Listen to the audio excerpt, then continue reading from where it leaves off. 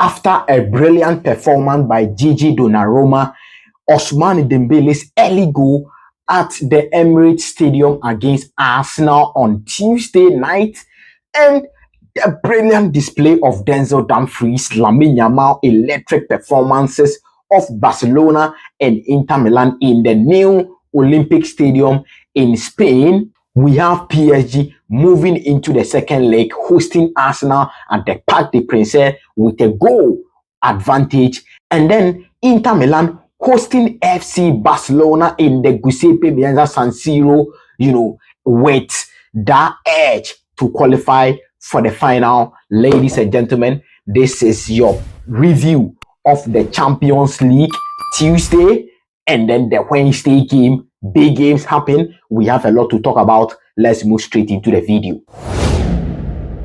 So you click on the subscribe button, you press the push notification bell. Arsenal versus PSG at the Emirates Stadium. A tough game for even PSG and then Arsenal too. And then, if you watched my preview of this particular game, I told you I don't see Arsenal winning. I said it. I don't see Arsenal winning. I've said it on countless occasions on other platforms, KSS Pro and other platforms, that I don't see Arsenal qualifying in this particular contest or in this Champions League semi-final. From what we have seen, PSG done eliminating Liverpool, what they have been able to do in this Champions League, their attacking powers, the coach that they are bringing, I don't see Arsenal qualifying.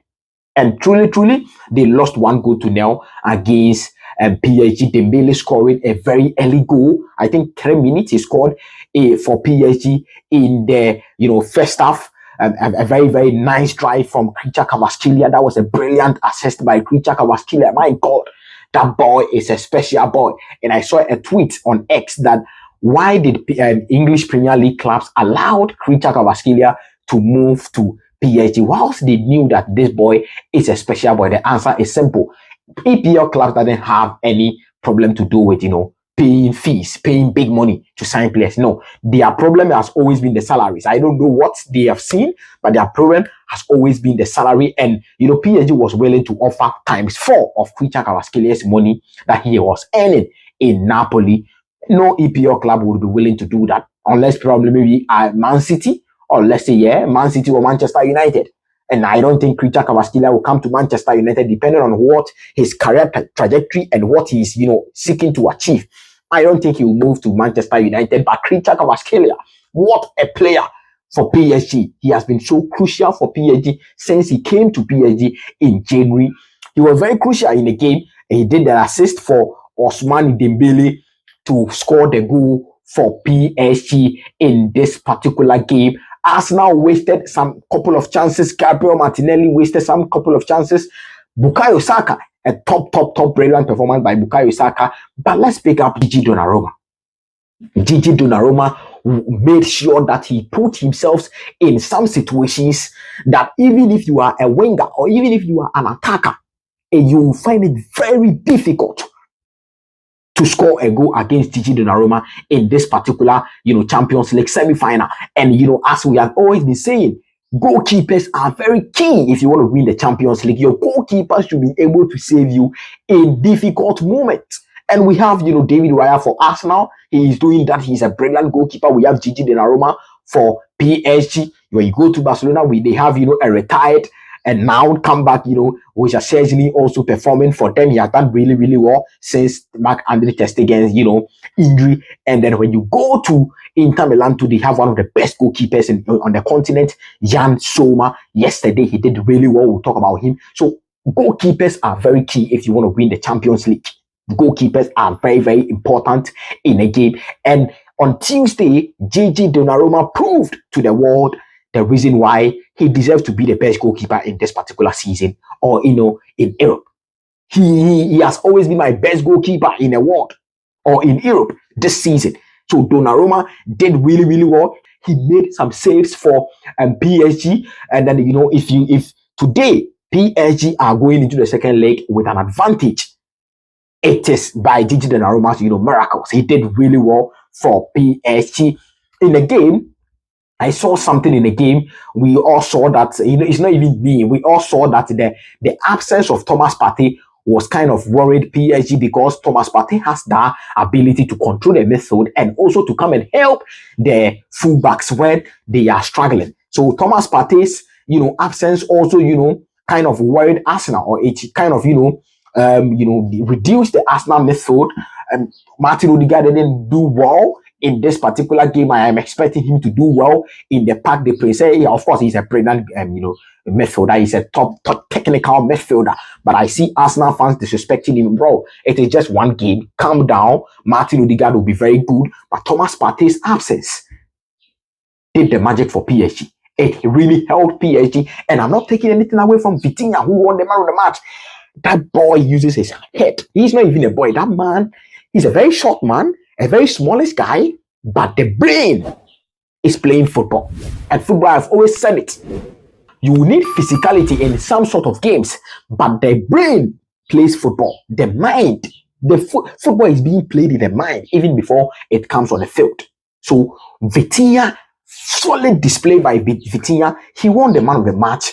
I eventually thought, it could, go to probably maybe Bukayo Saka, or, or Desiree Doué. He also did really, really well, but, they gave it to Vitinha. He equally deserves it as well. So Vitinha also won the man of the match, but the absence of Thomas Partey really, really, really, really dealt with Arsenal, because the midfield of Fabian Ruiz, Joao Neves, and then Vitinha was able to triumph over Declan Rice, Martin Odegaard, and then Miguel Merino. Miguel Merino scored a goal, but it was an offside goal. I think it was a good call by the referee. It was an offside goal. So that was what happened in the game. I think that in the second leg, I think Partey coming back for Arsenal will be very crucial for Arsenal, but it is still difficult for Arsenal to go and win or to go and qualify at the Parc des Princes. It is really extremely difficult. Now, it is like 60-40 it is like 70-30 for Arsenal. The chances of Arsenal qualifying at Parc des Princes is very, very slim. It is that slim. Very, very, very, very slim. But all in all, we shouldn't take anything away from, Luis Enrique. I think he has been solid for this particular season for PSG. He has been really, really, really, he has done really, really well.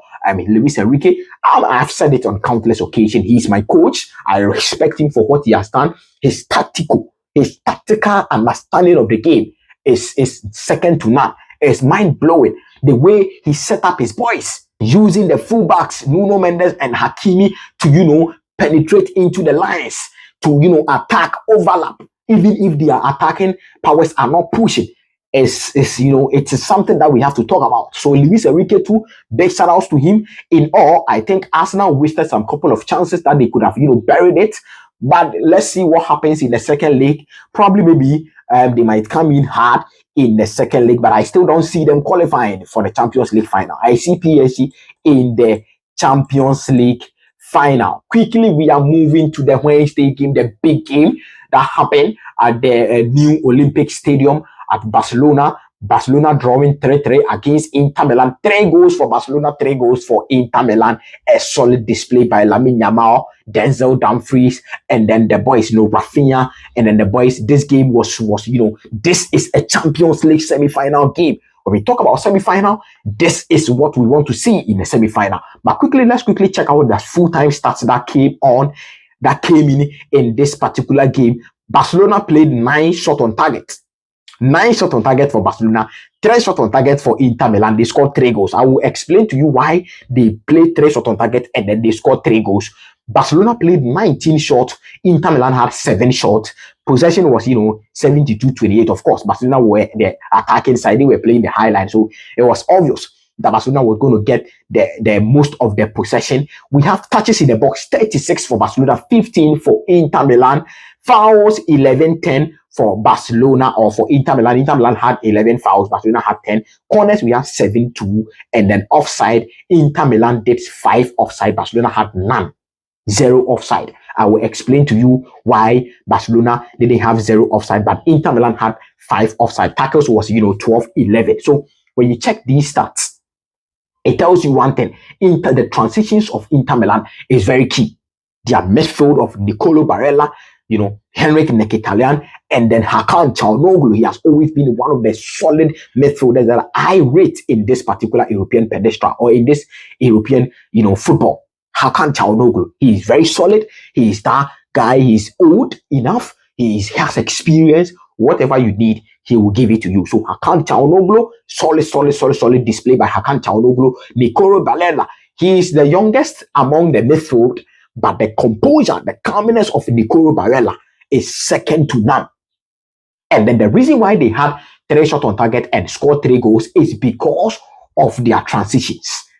Because Barcelona was playing a high line, all they needed to do is to beat the high line. And then they had Lautaro Martinez up front, they have Marcos Thuram up front. On any day, Marcos Thuram here, when he gets the chance, he's going to score you. So the transitions from the midfield to the attackers is the reason why they had only 3 shots on target, but they scored 3 goals. First goal came where, very early in the game, Marcos Thuram, a brilliant, a back kick or a back heel from Marcos Thuram, and that was a solid goal. 1 minute in the game, very, very, very early in the game. And then the second goal also came. The second goal also came not long after that. I think in the 20th minute, 21st minute for Denzel Dumfries. That was a brilliant strike by Denzel Dumfries. Man of the match, he did really, really well. So as at 21st minute or as at 21 minutes, Inter Milan were 2 goals up against Barcelona. Let me tell you something. Big shout outs to Hansi Flick because he has done really, really, really well. Do you know what he has done? He has been able to install something in the boys that even if we are 2-0 down, we can still come back to come and win the game. We can still do a comeback. Imagine this was a Xavi team. Last year's Barcelona. Imagine this was the Xavi team. Barcelona would have lost 4-0 because as at that time, 21st minute, for Inter Milan coming into a game, losing 3 games on a bounce, and then scoring 2 or going 2 ahead against Barcelona in the Olympic Stadium, they would have, broken down. And then Inter Milan would have taken, the advantage, and then they would have gone 4 goals ahead of Barcelona. But this Hansi Flick team, the die-hard spirit of the Hansi Flick team, did the magic. Barcelona came back, Lamine Yamal scoring a brilliant goal, and then Ferran Torres also, responded in the 38th minute, a brilliant pass by Pedri. So Hansi Flick, big shout outs to him. I respect him for that. I respect him so well for that. But something happened in the game. Check this offside. The last goal for Inter Milan. Check this offside. What is your thought on this offside? A very, very, very, very close call, right? But VR is saying that when you check the picture, you can see the boots of, Henrik Mkhitaryan here. You can see his boots here. So VR, it's not even VR. The semi-automated machine is saying that the boot of the Inter Milan player is kind of offside here. But what do you think about this? Drop all your comment down below. Let me know your comment. But all in all, Denzel Dumfries, 2 goals in a game, 1 assist for Inter Milan. He has been doing really, really well. Let me big up him. Let me, profile Denzel Dumfries. I've been saying, or I've been talking about him. Denzel Dumfries, a very, very, very strong right back or right wing back in this particular game or in the European game. He is very strong, powerful in the air. The physicality is there. When there is a goal, he will score his crosses. Everything is very, very, very brilliant for Denzel Dumfries. And then when he received the man of the match, as you can see his face, we vex. So we will see what happened in the second leg at the Giuseppe Meazza San Siro. But all in all, I think it was a brilliant display by the both teams. That was Champions League semi-final. This is what we need as football fans. So, ladies and gentlemen, 3-3 between Barcelona and Inter Milan. Second leg on Tuesday next week. I will be here to give you all the update, whether it's going to be a preview or review. Stay tuned for that. Make sure you click on the subscribe button, press the post notification bell. Who is qualifying? Which teams are we seeing in the final? Is it going to be PSG, Inter Milan, or Barcelona, Arsenal? Drop all your comment down below. Let me know your comment. Thank you so much for your time. Take care of yourselves. This is Football Insights, and peace.